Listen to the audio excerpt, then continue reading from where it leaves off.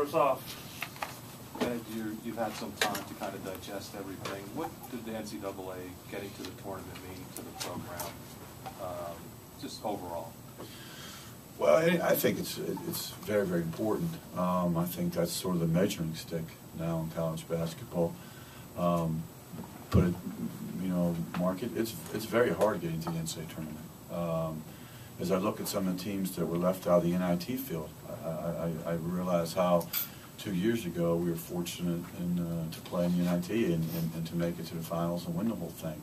When I look at some teams that didn't make the NCAA tournament, I talked to my colleagues the last 3 or 4 days, and we expand the tournament by a few teams, and it just seems like it gets harder and harder every year to make the tournament. I feel a great happiness for our players. Our seniors have put so much energy and effort into the program. For those guys to experience the tournament, to sit in the room and wait for our name to come up on the board, and their energy and excitement, enthusiasm was worth all the hard work and energy that we all put into this program. How do you see that experience getting to the tournament, parlaying into the younger guys going forward next year? Well, I think the experience of not only the tournament, but the pressure that you have to play under throughout the Big Ten season. But the last 2 weeks, there were games where we all knew it, sitting in the locker room, and I said to them, in preparation for games, we got to have these games. Here's what we have left, and we got to have this one. We got to have this one. You have to have them all. But I think the pressure of playing in that arena is something the young kids now have a better understanding of. I think the desire and the determination they saw in the seniors, and this being their last time, and the competitiveness and the attention to detail they had.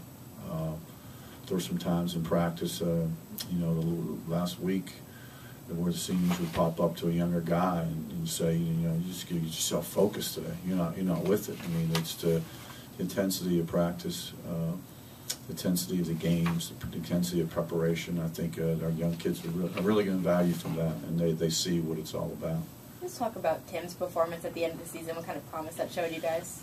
Timmy played well down the stretch, and he was the reason we had success. He made baskets for us. His assist-to-turnover ratio was very good. He was really upset. He didn't play well against Ohio State here, and then he was determined. The next day came in and continued to work, and he was very, very good for us. He was very good in the Big Ten tournament run. I think he played with a lot of confidence and a lot of energy. I think he had a very, very good year for us. And was there a point where the light went on for Tim, do you think, or was there No, something? I just think it was about a confidence thing. I think he just made some baskets in a game and felt better about himself, and he worked after practice almost every day or before practice shooting the basketball, and had some success. Sometimes you just have to have some success. I think his assist-to-turnover ratio, for the most part, was good all year, but he hadn't made shots. And I think once he started making some baskets, he just played with a different spark in his step, and that's what it's about. Sometimes you're just going to make some baskets, give yourself some more confidence. How do you think he's going to handle becoming the #1 point guard with Taylor gone? I think he'll be fine. I just talked to him yesterday. He's looking forward to it, looking forward to spring workouts.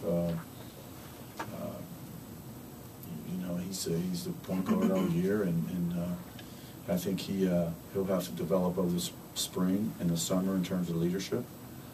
Because when you have the ball in your hands and you are the point guard and you have to run the team, you have certain responsibilities come with it. It was a tough year for him because I was on him. Because I think he needed to play at a level for us to do what we did. And so it was a constant every day in practice, and I knew there were some times where he was just, I was very, very demanding of him. But there was a reason for it, and the reason was we needed him to play better, for our team to play better. The last 3-4 weeks were really trying for all of you guys. At any time in the last few days, you just kind of sit back and say, wow, we really did a lot during that period. And do you give yourself some time now to maybe recharge your battery? I hope sometime soon. I was up at 3:10 this morning, thinking about some different things I had to get done this week. my daughter's having a baby Friday morning, so my wife was up and I was up, and so I haven't had that opportunity yet. I'm hoping sometime in May that, you know, we can go away and just her and I, and we can kind of settle back and maybe have an adult beverage and sit and count the waves somewhere. And I'd say that because you need to decompress, but we're not there yet. We've got some things to do, and so when the time comes to decompress, hopefully Jeff will be able to step back and take a look at it and say, you know, some good things. You know, my colleagues all call and go, oh, you know, it's unbelievable, you know, this, that, whatever. And it's good, but I haven't gotten there yet. And were you up at 3 because of basketball or because of family? Both. Basketball. I just wanted to get some stuff done this week, and next week we go to Houston for the Final Four, so I'm trying to put a bunch of different things together, and you know, it's season is over, but it's basketball wise, but seasons just get cranked up for other things that we have to do. I got to finish scheduling. We got some scheduling games we got to get done now, and that gets harder now because we had some success. You know, we have individual workouts I want to get started in next week, and strength training, so I went through that this morning. And just, you know, I just brought a folder of stuff home that I hadn't really done in 2 weeks, 3 weeks, and I was just going through all those types of things too. On media day, you were asked about the critics and the pressure hitting the season. You said you feel it all the time. Do you feel like making the tournament, there's maybe a little less pressure on you now, or is it still there? You all want me to? We'll do it again next year. I mean, you give me a reprieve for a couple months there till I see you again in the fall sometime. But I think it's everybody wants to get back to the tournament, and then so do we, and we want to continue to do good things. So we'll try to continue to do good things. Now, since the season is over, can you say what the status of Tehran will be for the future? I don't know. I haven't sat down with them. I really don't know. I haven't sat down with them.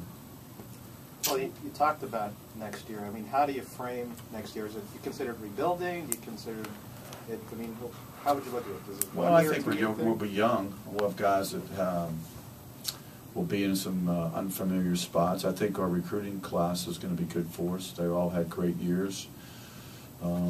Trey's still playing in the big game this weekend in Columbus. Peter Alexis just finished up. They just got beat, but he had a great year, and so did Ross Travis. Just got beat in the playoffs. They had a great year, and Pat Ackerman's been done for a while because they have a different playoff system. But I think our 4 kids that we've got have all are be able to contribute to what we need to do. I think John Graham will be able to contribute. I think he's really made great progress redshirting. So, you know, we're going to be young in different spots, but I think